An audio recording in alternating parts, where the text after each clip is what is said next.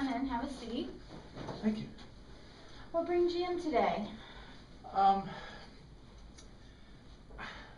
It's kind of an ongoing problem, but my girlfriend is really, really independent, and so she feels like if she ever has an issue, she needs to do things on her own. And so it kind of, I don't know, it makes us kind of run into walls at some points because she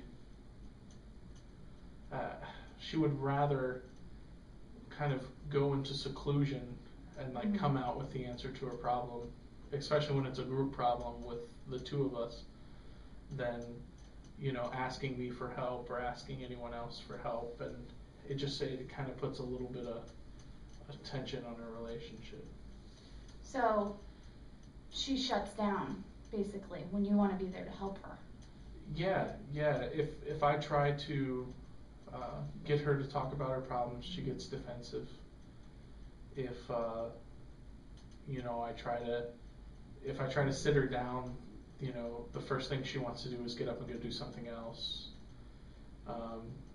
You know, and I've made sure to tell her that I'm not going to, you know, put on the professional pants and, you know, counsel her. You know, I'm not going to write her a prescription for some sort of an antidepressant, you know, if she doesn't say the right things, you know. But it worries me because if we're ever to go to the next level, we have to work together as a team in everything. You know, we do well in pretty much everything else, but kind of helping each other emotionally is really important. So you feel stuck because you can't help her. She won't let you help her. Yeah, she likes to cite a lot of phrases that her dad says and a lot of pearls of wisdom that she grew up with, and those are great and they make you think, you know, and they definitely show you about how things were in another time, but they're not really relevant to specific situations. And so she just kind of tries to hide behind those, and, you know, I'll get through it because I know, you know, I understand what's gonna help me, and, you know, you just have to sit through it and deal with it, and I'll be better in a few days. And that doesn't work for me. So you feel outcasted by her.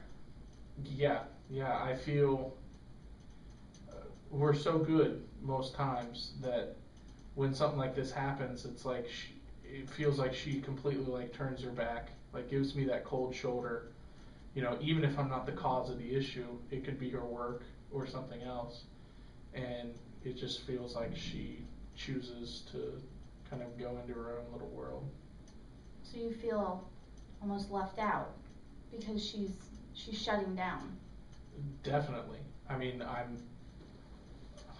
you know, I'm doing this major for a reason, you know, and I want to be able to help people, and that includes people that are close and around me. And so it's painful to see that, you know, of all the people you would think that she would run to, you know, I'm kind of the last one. And so it just, I don't know, it irks me. So you feel helpless because you can't help her, and you want to. Yeah, I want to be able to show her that, you know, I'm willing to help, that, you know, for the most part, I'm probably able to help.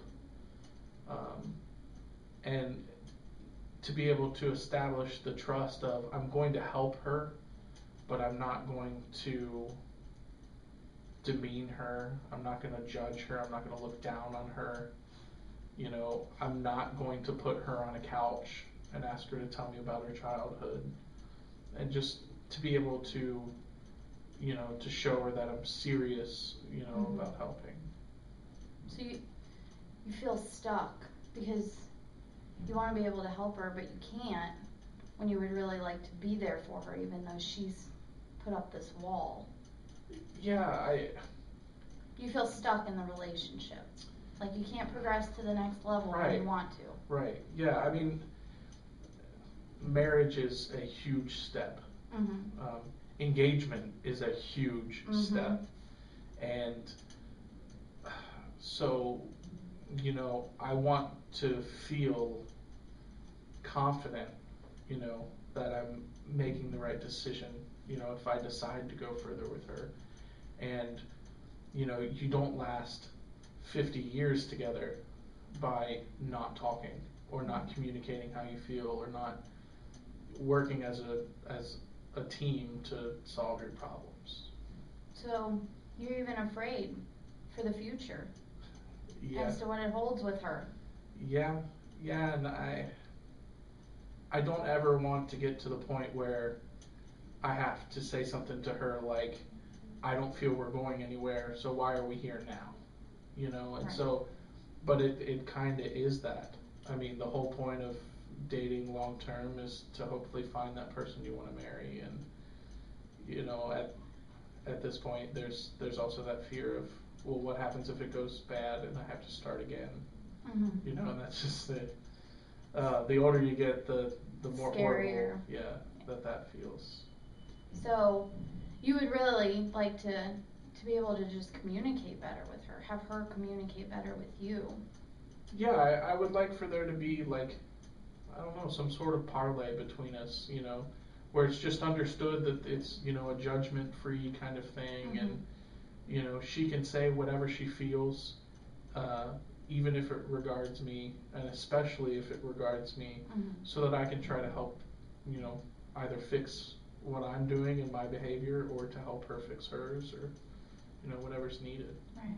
Well, do you mind if we kind of throw out some ideas as to how we can maybe work towards this and opening the lines of communication? Would something as simple as maybe sitting down and explaining to her how you feel, how you're, I know you've explained it before, but really explaining to her how you're not going to judge her, how it's, you just need a middle ground? Would something like that be feasible? I would hope so. I mean, you know, I'm willing to try, you know, to sit down and explain myself a little better, I think, maybe, to try to help with that. Would you maybe want to try, like, couples counseling? Maybe bringing in a third party to kind of mediate between the two of you? Yeah, I would be willing to do something like that. I mean, probably not professionally. Right. But definitely a more neutral party than either her friends or my friends, or, you know, someone who you know, is partial to one side. Do you have any ideas as to maybe that you'd like to bounce off of me? I've really tried lately to do little things for her that kind of help build that trust. So, you know, simple things of her feeling like she doesn't have the time to, like, get some extra laundry done. Then me kind of stepping up and being like, hey, I'm willing to do that for you. And, you know, just to try to show her maybe through actions, you know, that I'm here for her and willing, you know, to do things to help her out. And, you know, maybe that will, you know, help show her that I'm also here emotionally, you know, mentally if she needs it. Well, what if we start by, I definitely continue doing the little acts, pick up, you know, do the laundry, dust, little stuff. Girls appreciate that. But I say try that, and then maybe sitting down, just have a little quick 5-minute conversation about how you're really feeling. And I say, you know, do a no holds conversation. You know, you gotta tell her, you're gonna have to be honest. And I think that maybe she'll kind of start to see that you're really there for her and you're not gonna judge her and anything like that. Can we start with that? And yeah, that sounds good. Well, let's start with that, and then we'll see how you are the next time we meet, and we'll go from there. Is that okay? Yeah. All right. Well, thank you. You have a good day. You too.